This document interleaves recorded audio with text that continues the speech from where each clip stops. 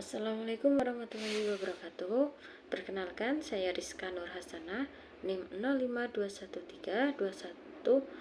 0521321147, UPBCC Purwokerto. Di sini saya akan menjawab tugas 2 mata kuliah Dasar-Dasar Penyuluhan Pertanian.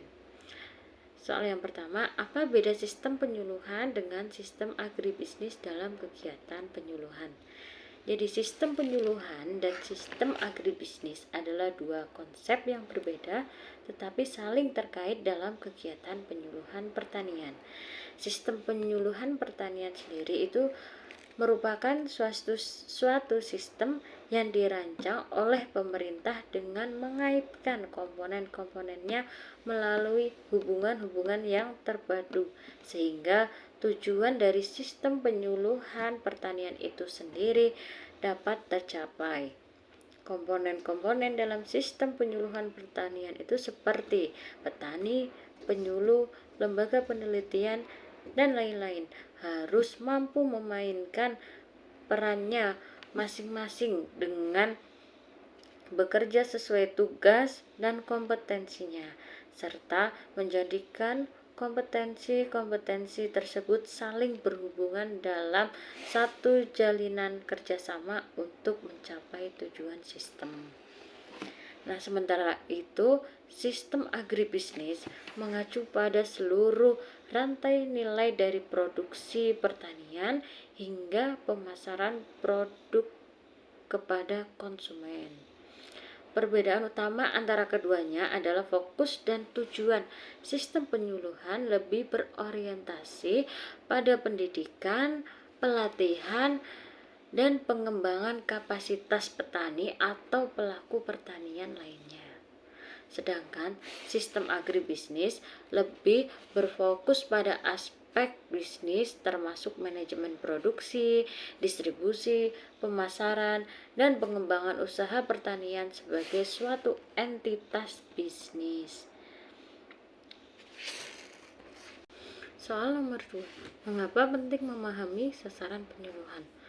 Memahami sasaran penyuluhan penting karena merupakan langkah awal yang krusial dalam merencanakan, melaksanakan, dan mengevaluasi kegiatan penyuluhan.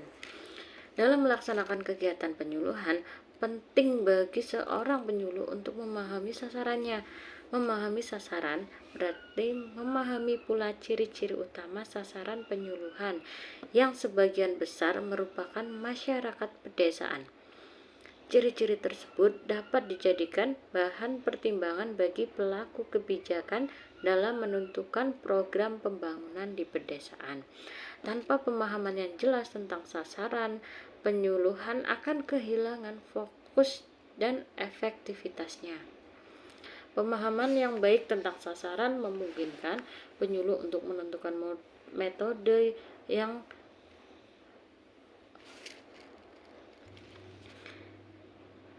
Pemahaman yang baik tentang sasaran memungkinkan penyuluh untuk menentukan metode komunikasi yang sesuai, menyusun materi penyuluhan yang relevan, dan menyesuaikan pendekatan dengan kebutuhan audiensnya.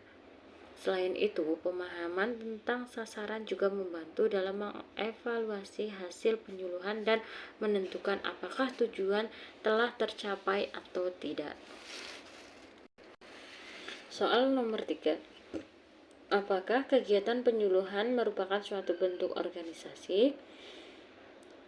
Jawaban saya, kegiatan penyuluhan dapat dianggap sebagai suatu bentuk organisasi karena melibatkan struktur, proses, dan interaksi antara berbagai pihak yang terlibat dalam penyuluhan.